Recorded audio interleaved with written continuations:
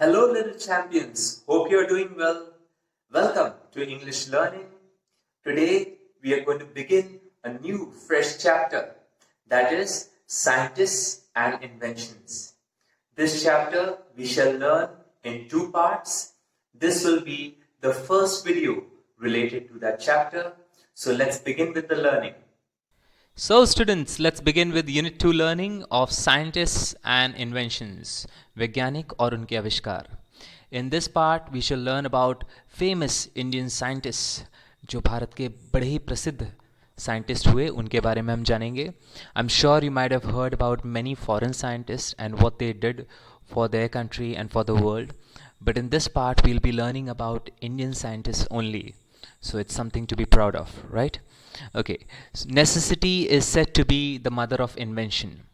आवश्यकता ही आविष्कार की जननी होती है. जब इंसान को ज़रूरत पड़ती है तब वो उस दिशा में काम करता है, right? Scientists are curious to know and explore different things and processes around them. So what is the meaning of curious here? Scientists are curious. Curious means eager to know. तो साइंटिस्ट जो रहते हैं वो जानने के लिए आतुर होते हैं, वो चीज़ें जानना चाहते हैं, समझना चाहते हैं. And explore different things and processes around them, और उनके आजू बाजू में जो भी चीज़ें रहती हैं और जो प्रक्रियाएं चल रही रहती हैं, जैसे कि सूरज का उगना, सूरज का ढलना, पौधों का उगना, all these processes, they are very interested in learning about them. और जब ये पढ़ते पढ़ते, जब ये समझते समझते उनके सामने कोई प्रॉब्लम आती है तो वो उस प्रॉब्लम का हल ढूंढने लगते हैं, राइट? और जब वो हल ढूंढ लेते हैं तो तभी एक आविष्कार हो जाता है. Okay, so this is how scientists do inventions. We enjoy all the comforts of knowledge as well as life today. आज हम कितने सुख साधनों से घिरे हुए हैं. हमारे घर में मशीन्स हैं, हमें आराम से घर पे नॉलेज मिल जाता है. देखो अभी हम घर पे बैठ के पढ़ाई कर रहे हैं, right? So all this has been possible because of what? ये किस वजह से पॉसिबल हो सका है? This would have not been possible without the efforts and success of numerous scientific inventions. ये संभव हुआ है क्योंकि साइंटिस्ट ने इस दिशा में काम किया है, जीवन को और आरामदायक बनाया है, मशीनों का आविष्कार किया है. अगर ये मशीन्स नहीं होती, अगर साइंटिस्ट ने एफर्ट्स, प्रयास नहीं किए होते इस दिशा में, तो ये पॉसिबल नहीं होता. Some of the famous scientists of India are, अगर हम भारत के कुछ प्रसिद्ध वैज्ञानिकों की बात करें तो उनके नाम हैं Aryabhatta, Chanakya, CV Raman, APJ Abdul Kalam, CR Rao, Vikram Sarabhai, Homi Bhabha, and many more. So all these are names of very famous scientists of India, and in this video we shall learn about a few of them, right? So let's start. Dr. Vikram Sarabhai. Vikram Sarabhai was born in Ahmedabad on 12th August 1919 in a Jain family. Vikram Sarabhai का जन्म अहमदाबाद में हुआ था. कब? 12th अगस्त को 1919, means आज से 101 साल पहले. And in a Jain family, Jain परिवार में जन्म हुआ था. The establishment of the Indian Space Research Organization, ISRO, was one of his greatest achievements. ISRO को स्टार्ट करना उनके जीवन की जितनी भी बड़ी उपलब्धियां थीं उनमें से एक था. Now what is this ISRO? ISRO is India's biggest space research institution, जो स्पेस की पढ़ाई करता है, स्पेस की रिसर्च करता है, मतलब स्टार्स और प्लैनेट्स की स्टडी करता है in simple words. And if we talk about space research ranking in the whole world, ISRO stands at 5th position. तो अगर पूरे वर्ल्ड में अगर हम स्पेस रिसर्च रैंकिंग की बात करें तो इसरो का रैंक 5th पोजीशन आता है पूरी दुनिया में. Something to be really proud of.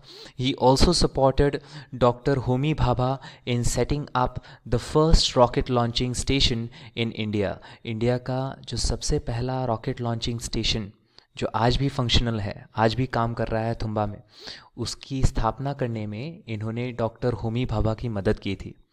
So it's something big which he did for the country and for all of us. Now let's know some interesting facts about Dr. Vikram Sarabhai. He established Physical Research Laboratory in 1947 in Ahmedabad. 1947 में अहमदाबाद में उन्होंने physical research laboratory की भी स्थापना की थी and this institute has given our country many great scientist. इस institute ने देश को बड़े बड़े साइंटिस्ट दिए हैं और आज भी दे रही है. He also helped in setting up the IIMA, Indian Institute of Management, Ahmedabad. उन्होंने Indian institute of management Ahmedabad में जो आज भी है उसकी स्थापना में भी हेल्प की थी, उसकी स्टार्टिंग में भी मदद की थी. And this IIMA is one of the top ranked business school in the whole world. पूरी दुनिया में जो सबसे अच्छे बिजनेस स्कूल्स हैं उसमें इसकी गिनती होती है. And to be exact, its ranking is 47th in the whole world. Something really interesting. So this person has really contributed a lot in the country's progress. Okay students, let's know about Dr. Homi Jahangir Bhabha. Dr. Homi Jahangir Bhabha, widely regarded as the father of India's nuclear science program. Doctor Homi Jahangir Bhabha को आज भी हम बड़े सम्मान से याद करते हैं. क्यों? Because he was the one to start nuclear science research in our country. हमारे देश में परमाणु विज्ञान की रिसर्च स्टार्ट करने वाले ये पहले साइंटिस्ट थे. Now what is this nuclear science? What is this परमाणु research? Right now one thing for sure, everything in the universe is made up of atom. जितनी भी चीज़ें हम आसपास देखते हैं, जितनी भी चीज़ें इस ब्रह्मांड में हैं, वो सब एटम से बनी हुई हैं. राइट और एटम के सेंटर में न्यूक्लियस होता है बच्चों, और इस न्यूक्लियस से बहुत ज़्यादा एनर्जी पैदा की जा सकती है, बहुत ज़्यादा ऊर्जा पैदा की जा सकती है. Now that energy can be used for the production of electricity और फॉर मेकिंग बॉम्ब्स. उस एनर्जी से हम बिजली बना सकते हैं या फिर बॉम्ब्स बना सकते हैं. लेकिन भाभा जी हमेशा ये कहते थे कि उसका यूज़, उसका इस्तेमाल बिजली बनाने में किया जाना चाहिए, बॉम्ब बनाने में नहीं करना चाहिए. क्योंकि बिजली से सबका भला होगा, सबके घर में रोशनी आएगी और देश तरक्की करेगा. He was an Indian nuclear physicist, founding director and professor of physics at the Tata institute of fundamental research. Tata institute of fundamental research जो आज भी मुंबई में है, उसका भी एस्टैब्लिशमेंट, उसकी भी स्थापना डॉक्टर होमी जे भाभा ने ही की थी अपने अंकल JRD टाटा की मदद से. इसलिए उन्होंने इस इंस्टीट्यूट को नाम उनके नाम से दिया, Tata institute of fundamental research. And वहाँ इन्होंने न्यूक्लियर साइंटिस्ट के रूप में भी काम किया था, न्यूक्लियर फिजिसिस्ट के रूप में भी काम किया था और प्रोफेसर के रूप में भी काम किया था. और वहाँ वो बच्चों को फिज़िक्स पढ़ाते थे. और आज भी TIFR means Tata Institute of Fundamental Research is giving good and capable scientists to the country. आज भी ये अच्छे और काबिल वैज्ञानिक पैदा कर रहा है देश के लिए. Something very good. Let's know an interesting fact related to Dr. Homi Bhabha's life. He completed his graduation in engineering before achieving his doctorate in physics. Physics में PhD करने से पहले उन्होंने engineering में graduation किया. वो इसलिए किया क्योंकि वो अपने पिताजी का सपना पूरा करना चाहते थे. उनके पिताजी हमेशा से यही सपना देखते थे कि होमी भाभा बड़े होकर इंजीनियर बनेंगे और अपने अंकल JRD टाटा की कंपनी में काम करेंगे.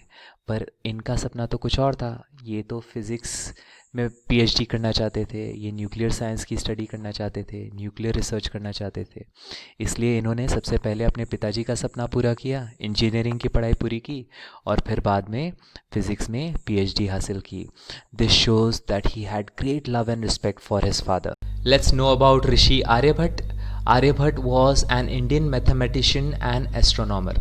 आर्यभट्ट भारत के एक महान गणितज्ञ और खगोल वैज्ञानिक थे, एस्ट्रोनॉमर थे. Now who is an astronomer? Astronomer is a person who studies about stars and planets. जो स्टार्स और प्लैनेट्स की पढ़ाई करता है उसे एस्ट्रोनॉमर कहते हैं. He gave the concept of zero and the place value system in math. उन्होंने हमें ज़ीरो क्या होता है इसका आइडिया दिया, ज़ीरो की जानकारी हमें दी. अगर वो ज़ीरो क्या होता है हमें नहीं बताते तो हम मेजरमेंट ही नहीं कर पाते. चाहे वो डिस्टेंस हो या लेंथ हो, हम मेजर ही नहीं कर पाते बिकॉज सारे मेजरमेंट ज़ीरो से ही शुरू होते हैं. And he also gave the place value system in math. जैसे आज हम प्लेसेस पढ़ते हैं नंबर्स में, ones, tens, units, thousands, 10,000, lakhs, crores, ये सारे प्लेसेस की जानकारी उन्होंने ही हमें दी थी. Right, so let's learn an interesting fact related to Aryabhata. He was one of the first scientists to discover that the Earth and the other planets revolve around the sun. जितने भी पहले साइंटिस्ट हुए जिन्होंने ऐसा माना कि अर्थ और साथ साथ और भी प्लैनेट्स सन के चक्कर लगाते हैं, उनमें से आर्यभट्ट भी एक थे.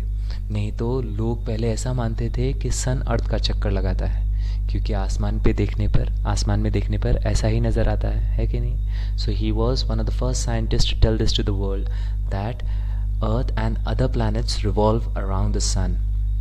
और ये उन्होंने पता किया था बिना किसी एडवांस टेलीस्कोप के, बिना किसी एडवांस गैजेट के, बिना किसी एडवांस कंप्यूटर के, क्योंकि उस समय पर कंप्यूटर भी नहीं थे. तो दिस इज़ ट्रूली अमेजिंग, है ना. So students, the last scientist about whom we are going to learn today is Sir Chandrasekhar Venkata Raman. Quite a big name, and so were his works. काफ़ी बड़ा नाम है ना, उनके काम भी उतने ही बड़े थे.